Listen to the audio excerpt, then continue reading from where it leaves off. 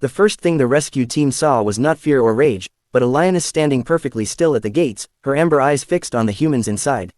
In her jaws, she carried a tiny, limp cub whose breathing was so faint it seemed the wind might steal it away.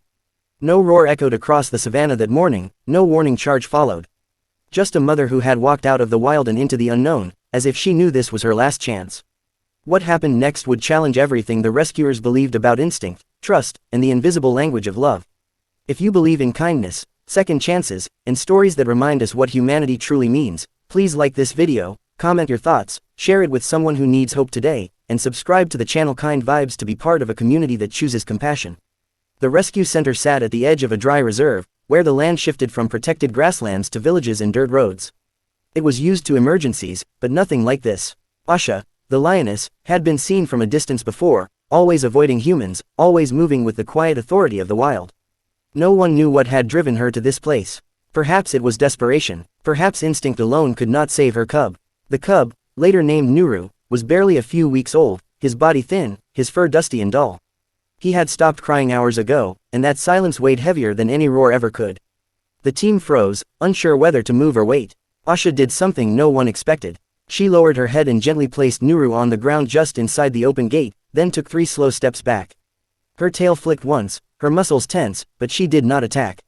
It was as if she was saying she had brought what she loved most, and now she was asking. The air felt fragile, stretched tight with risk. One wrong movement could end in tragedy. But the rescuers saw something unmistakable in her eyes. It was not threat, it was plea. Dr. Malek, the senior wildlife veterinarian, moved first. Every step he took felt louder than it was. He knelt beside the cub, careful not to turn his back on Asha. Nuru's breathing was shallow, his heartbeat weak beneath drive. Malek's fingers. Dehydration, infection, maybe something worse. Time was slipping away fast. The team worked in silence, guided by glances and gestures, while Asha watched every motion, her gaze never leaving her cub. She paced the fence line but did not cross it. She stayed. That alone shocked everyone. Inside the treatment room, the cub was placed under warming lights, fluids slowly restoring what little strength remained. Outside, Asha lay down near the gate, her head resting between her paws, eyes still open. Hours passed. The sun climbed and burned, then softened again. The team took turns watching her, amazed that she had not tried to break in or flee. It was as if she understood that leaving would mean losing her cub forever. The boundary between wild and human felt thinner than anyone had ever experienced. Nuru's condition worsened before it improved. His tiny body fought hard, then seemed to give up. The monitors dipped, alarms whispered warnings, and Dr. Malek felt the familiar ache of knowing he might be too late. Outside, Asha lifted her head suddenly, as if she sensed the shift. She let out a low sound, not a roar, but something closer to a breath filled with pain. The team worked faster, refusing to surrender. When Nuru finally took a stronger breath, when his heartbeat steadied just enough to hold on, a wave of relief washed through the room. No one celebrated. It was too fragile for that. Days turned into nights. Asha refused to leave. She did not hunt. She did not rest deeply. Food was placed nearby, but she barely touched it. Her world had narrowed to one point behind those walls. Slowly, Nuru began to respond. His eyes opened. His paws twitched. He drank. Each small victory felt enormous.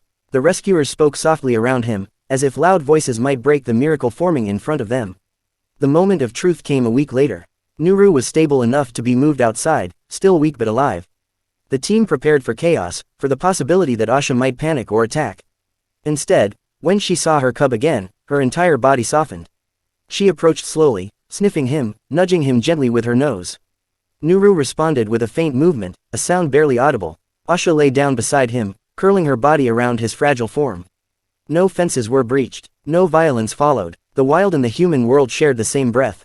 This was the moment that left everyone in shock. Asha did not take Nuru and run. She stayed. She allowed the team to observe, to support, to protect. Over the following days, she began to eat again. Nuru grew stronger under her watchful care. The rescue center adjusted its protocols, bending rules that had never been tested before. Trust was no longer a theory. It was living, breathing, and lying in the shade of an acacia tree. Before the story ends, if this journey has touched your heart even a little, please take a moment to support it. Like the video, share it with others, and subscribe to Kind Vibes so stories like this can keep reaching the world. And right now, before the final moments, tell us in the comments what you felt when the lioness laid her cub down and stepped back.